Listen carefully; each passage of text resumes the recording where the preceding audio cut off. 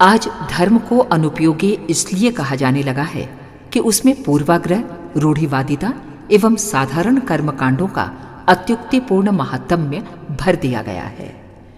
निहित स्वार्थों से प्रेरित धर्माचार्यों के अंधविश्वास के ऐसे तथ्य धर्म क्षेत्र में घुसेड़ दिए गए हैं जिनसे उनका व्यक्तिगत लाभ तो खूब होता है, पर श्रद्धालु के पल्ले समय और पैसे की बर्बादी के अतिरिक्त और कुछ नहीं पड़ता। यदि ये दोष निकाल दिया जाए तो धर्म का नैतिक एवं सामाजिक पक्ष अपने असली स्वरूप में सामने आ सकता है। बुद्धिवाद का हर पक्ष उसका एक स्वर से समर्थन कर सकता है। मनोविज्ञानी धर्म को मन चेतना पर अनावश्यक और अवांछनीय भार डालने वाला जब बताते हैं, तब वस्तुतः उनका मंतव्य उसी धर्म विडंबना की कटु आलोचना करना होता है जो आज पाखंड के रूप में सभी संप्रदायों ने समान रूप से अपना रखा है। मनोविज्ञानवेत्ता विलियम जेम्स डॉवे तथा जुंग ने धर्म में नैतिक, अनैतिक एवं यथार्थ भ्रांत तत्वों के संशोधन की आवश्यकता पर बल दिया है। वे कहते हैं, जब तक धर्म के शुद्ध और अशुद्ध पक्षों का वर्गीकरण न किया जाएगा, तब तक उसके पक्ष और विपक्ष में बहुत कुछ कहा जाता रहेगा। उसकी संतुलित विवेचना भी संभव न हो सकेगी और न इस निष्कर्ष पर पहुंचा जा सकेगा कि धर्म की उपयोगिता में कितना तथ्य है। स्पष्ट है कि ये समीक्षा धर्म प्रवंचना की ही है। यदि धर्म तत्व अपने मूल रूप से परिष्कृत स्तर का बन सके तो उसे मनोविज्ञान दर्शन के आधार पर भी अनावश्यक एवं भारभूत न ठहराया जा सकेगा। धर्म के मूल तत्वों को भूलकर जो स्थानीय और सामयिक धर्म प्रवर्तकों में खो जाते हैं, वे ही धर्म को बदनाम करते हैं। पूर्वजों के कुछ आचरण और निर्देश अपने समय में ठीक समझे और कहे जाते होंगे, पर बदली हुई परिस्थितियों में उनका यथावत बने रहना संभव नहीं है। वास्तव में धर्म तत्व का मूल दर्शन ही है, उसके आचरण में अंतर होते रहते हैं। यदि तथ्य को भुलाकर किसी समय के धर्माचरण को ही मुख्य मान लिया जाए अथवा अमुक धर्म प्रवर्तक की उक्तियां अथवा गतिविधियों को सनातन मान लिया जाए, तो फिर धर्म प्रतिगामी ही बन जाएगा और कालांतर में विकृत होकर विग्रह ही उत्पन्न करेगा। तत्वदर्शियों के अभिवचनों में धर्म शब्द के अंतर्गत जिस आधार की चर्चा की जाती है, उसे उत्कृष्टतावादी चिंतन और आदर्शवादी कर्तृत्व के अंतर्गत ही गिना समझा जाना चाहिए। कर्तव्य परायणता का ही दूसरा नाम धर्म है। शारीरिक, मानसिक, पारिवारिक, सामाजिक और सार्वभौमिक जिम्मेदारियों से मनुष्य की उच्छृंखलता को मर्यादित किया गया है। उसे अपने स्तर के अनुरूप सृष्टि संतुलन के प्रति अपनी जिम्मेदारियां भी निभानी होती हैं। धर्म का प्रयोजन इसी मानवोचित शालीनता और कर्तव्यनिष्ठा को अक्षुण्ण बनाए रखना है। संस्कृति और संप्रदायों में क्षेत्रीय और सामयिक परिस्थितियों के अनुसार आचार व्यवहार की व्यवस्था रहती है, इसलिए परिस्थिति के अनुसार उसमें बार बार सुधार परिवर्तन करना पड़ता है। पर धर्म के बारे में ऐसी बात नहीं है, वो शाश्वत और सनातन है।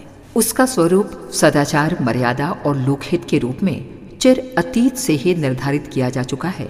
उसमें परिवर्तन की आवश्यकता कभी भी किसी को भी नहीं पड़ सकती। सुख शांति के लिए अधिक सुविधाजनक साधनों की खोज में विज्ञान और शासन के प्रयास जुटे रहते हैं, पर यह भुला नहीं दिया जाना चाहिए कि मनुष्य एक चेतनात्मक परिपूर्ण सत्ता है। आनंद का उद्गम उसके भीतर है। वही अंतर्ज्योति जब बाह्य जगत पर प्रतिबिंबित होती है तो सौंदर्य, संतोष एवं रसानुभूति का अनुभव होता है। विचारणा का स्तर ऊंचा उठाए बिना विपुल साधन संपत्ति होने पर भी न आनंद मिल सकेगा और न उल्लास और न ही संतोष। विचारणा को उत्कृष्टता के स्तर तक उठाने और सुदृढ़ बनाने में धर्म का तत्वज्ञान समर्थ हो सकता है।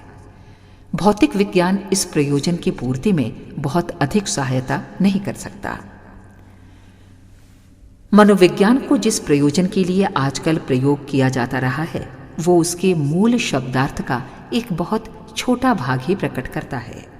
अंग्रेजी में जिसे साइकोलॉजी कहते हैं, उसका मूल अर्थ है आत्मा का विज्ञान।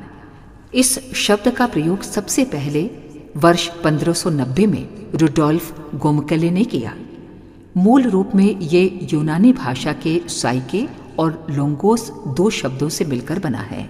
साइके का अर्थ है आत्मा और लोंगोस कहते हैं चर्चा अथवा विज्ञान। जिस संदर्भ में आत्मा की चर्चा या विवेचना की जाए इसे साइकोलॉजी समझा जाना चाहिए। प्लेटो और अरस्तु ने इसी अर्थ में इसका प्रयोग किया है। आत्मिकी पर आधारित मनःशास्त्र बताता है कि मन की भोंटी परत के नीचे दो और मन हैं, अतीन्द्रिय मन और समष्टिगत मन। अचेतन मन के ये दो भाग कितने महत्वपूर्ण हैं इसे मनस्वी और मन क्षेत्र की साधना करने वाले लोग ही जान सकते हैं। चेतन मन के स्वरूप और प्रभाव से सभी लोग परिचित हैं। उसे सुयोग्य बनाने के लिए अध्ययन, अनुभव, परमार्थ, मनन, चिंतन आदि को उपयोग में लाया जाना चाहिए। बुद्धिमान बनने के उपायों और परिणामों से सभी परिचित हैं। अचेतन मन की गरिमा और संभावनाओं का पता लगाने के लिए मनःशास्त्री जितने गहरे उतरते जाते हैं उतना ही ये अनुभव करते हैं कि इस रत्नागार में छिपी बहुमूल्य संपदा इतनी अपार और इतनी असीम है जिसकी कल्पना तक कर सकना कठिन है।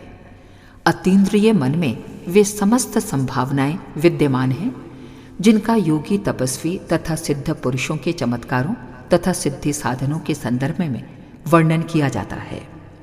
परोक्ष जगत में जिन अनैतिकताओं और अतिमानवीय उपलब्धियों की चर्चा होती रहती है उसका बीज मूल इस अचेतन मन में ही प्रसुप्त स्तर पर पड़ा होता है। जो उसे जागृत कर लेते हैं वे उस अद्भुत को भी प्रत्यक्ष करते रहते हैं जो असाधारण तथा असंभव और अप्रत्याशित समझा जाता है। समष्टि मन को दूसरे शब्दों में विश्वात्मा कह सकते हैं। प्राणी मात्र में एक ही दिव्य ज्योति विभिन्न रंग, रूपों और आकार प्रकारों में जल रही है। सामूहिकता, सद्भावना, प्रेम, उदारता, सेवा, संयम, करुणा, ममता जैसी उच्च प्रवृत्तियां इसी स्तर के प्रस्फुरण से विकसित होती हैं। तुच्छ से नर पशु को महामानव के रूप में परिणत कर देने का श्रेय इसी मन स्तर को है। अनीति की ओर बढ़ते कदमों को यही अंतःप्रेरणा रोकती है। त्याग और बलिदान के लिए साहस इसी स्तर की हलचलों से जागृत होता है। अतीन्द्रिय और समष्टि मन की अंतःस्फुरणाओं के प्रभाव से ही व्यक्ति ऋषि, दृष्टा, तत्वज्ञानी, देवदूत एवं अवतारी बनता है। समष्टि मन का प्रभाव ही समाज सेवा, लोक मंगल एवं चरित्र निर्माण के रूप में देखा जाता है और अतीन्द्रिय मन की विभूतियों का सौंदर्य अति मानवों के देवदूतों के रूप में यत्र तत्र बिखरा हुआ देखा जा सकता है। सच तो यह है कि नैतिक भावनाओं का उन्नयन मन को अत्यंत सबल एवं उदात्त बना देता है और ऐसे आनंद, संतोष से भर देता है जिसकी तुलना में काम वासना सरीखी पशु प्रवृत्तियों का तुष्टिकरण तुच्छतम ही प्रतीत हो सकता है। अनैतिक आकांक्षाएं और कुछ नहीं, नैतिक भावनाओं के उत्थान के अभाव में बनी रहने वाली अंधकार भरी रिक्तता ही है। धूप जहाँ नहीं पहुँचती वहाँ सीलन रहती है, प्रकाश जहाँ नहीं होता वहाँ अंधेरा रहता है। ठीक इसी प्रकार समष्टि मन के मूर्छित पड़े रहने पर स्वार्थवादी एवं इंद्रिय परायण अहंता जग पड़ती है और उसकी ललक, वासना, तृष्णा की पशु चेष्टाओं में भटकाती रहती है। फ्राइड सरीखे मनोविज्ञानी इसी भटकाव को मनुष्य की मूल प्रवृत्ति मान बैठे हैं। वे ये नहीं सोच सके कि उनके निष्कर्ष मानवीय महानता को पतन उन्मुखी बनाने का कितना घातक परिणाम प्रस्तुत करेंगे। मनःशास्त्री जुंग ने समष्टि मन की क्षमता पर बहुत प्रकाश डाला है। उनका कहना है कि इसी की प्रेरणा से वे सभी गतिविधियां उत्पन्न होती हैं जिनके आधार पर मनुष्य और समाज का सराहनीय रूप बनता है। वस्तुतः यही मूल प्रवृत्ति है और इसी ने मनुष्य में विचारशीलता, सहकारिता एवं आदर्शवादिता की प्रवृत्तियां विकसित करके उसे आज की समुन्नत स्थिति तक पहुंचाया है। देवत्व यही है, सत्वगुण एवं आत्मबल इसी को कहते हैं। वातावरण की गंदगी मन पर जमते रहने पर एक अनैतिक परत भी जमती रहती है, पर उसके उन्मूलन में भी दैवी प्रकृति निरंतर संलग्न रहती है। समुद्र मंथन का अंतर्द्वंद्व यही है। सद्गुरु की शिक्षा एवं आत्म प्रेरणा के रूप में इसी संशोधन परिष्कार को आत्मवेत्ता चित्रित करते रहे हैं। समष्टिगत आकांक्षाओं के प्रतिकूल उच्छृंखलता एवं अनैतिक आचरण करने वालों को न केवल राजसत्ता द्वारा, सामाजिक घृणा द्वारा दंड मिलता है, वरन आत्म प्रताड़ना द्वारा अनेकों शारीरिक मानसिक रोगों की उत्पत्ति भी होती है। ये तथ्य अब दिनों दिन अधिकतम स्पष्ट होते चले जा रहे हैं और उच्छृंखलतावादी मनोवैज्ञानिक प्रतिपादनों की निरर्थकता स्वयं सिद्ध होती चली जा रही है। जिस प्रकार धान के ऊपर अनुपयोगी छिलका पड़ा होता है, उसी प्रकार किसी किसी के मन की ऊपरी परत भी उबड़ खाबड़ हो सकती है। पर यह आवश्यक नहीं कि सुसंस्कृत वातावरण में जन्मे और पले व्यक्ति भी शुभ चिंतन की व्याधि से ही ग्रसित हों। आज के वातावरण में बहुसंख्यक लोगों की मनोवृत्तियों में पशु प्रवृत्तियों का भी बाहुल्य हो सकता है।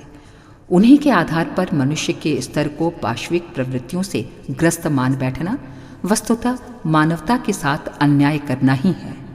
संभवतः फ्राइड से यही भूल जाने या अनजाने में हुई। वे मनुष्य को कामुकता की कीचड़ में सड़ते रहने वाले कृमि कीटक मात्र ही समझ सके हैं। वस्तुतः मानवीय सत्ता की गरिमा उससे कहीं ऊंची है, जैसा कि उन्होंने समझा है। भौतिक विज्ञान इतना ही मानता है कि मनुष्य का पूर्व पक्ष भूतकाल उसके माता पिता, पितामह आदि पूर्वजों के साथ जुड़ा है और उत्तर भविष्य पुत्र पौत्रों के साथ।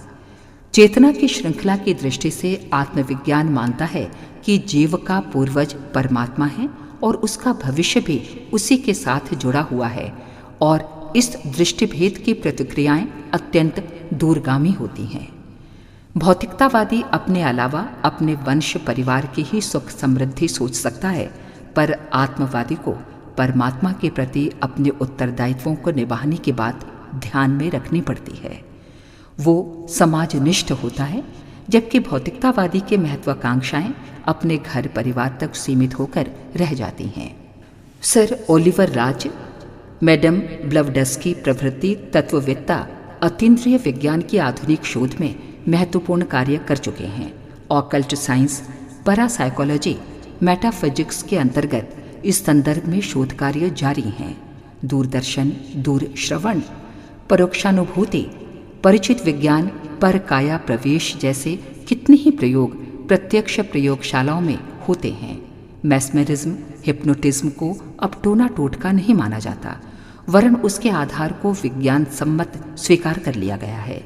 कितने ही ऐसे व्यक्ति समय समय पर प्रकाश में आते रहते हैं जो मनुष्य की अलौकिकताओं की संभावना को हर कसौटी पर प्रमाणित कर सकें। ये सारी परिधि अतीन्द्रिय मन की अद्भुत शक्ति सामर्थ्य पर ही प्रकाश डालती है। भूतकाल का इतिहास तो इस ब्रह्म विद्या की महत्ता से ही भरा पड़ा है। वो दिन दूर नहीं जब अतीन्द्रिय विज्ञान की शोधकर्ता मनुष्य की महान महत्ता को सहस्त्र गुणे अधिक अद्भुत सिद्ध कर सकेंगे। तब प्रकृति के नहीं, चेतना जगत के एक से एक बढ़कर महत्वपूर्ण रहस्यों का उद्घाटन मात्र मानवीय शरीर एवं मन रूप यंत्र से ही सरल संभव हो सकेगा। मनोविज्ञान आज भले ही भ्रांतियों की उलझन में उलझ गया हो, पर आशा करनी चाहिए कि यथार्थता अगले दिनों प्राप्त कर ही ली जाएगी और पशु प्रवृत्तियों से ऊंचा उठाकर मनुष्य को देव स्तर तक पहुंचाने में मनःशास्त्र अपनी उचित भूमिका का संपादन करेगा। अगर आपको हमारी यह वीडियो पसंद आई हो तो इसको लाइक, कमेंट और शेयर जरूर करें और हमारे YouTube चैनल ऋषि चिंतन को सब्सक्राइब भी कर लें। साथ ही बेल आइकन को दबाएं ताकि आपको आने वाली वीडियोस की नोटिफिकेशन मिलती रहे। धन्यवाद।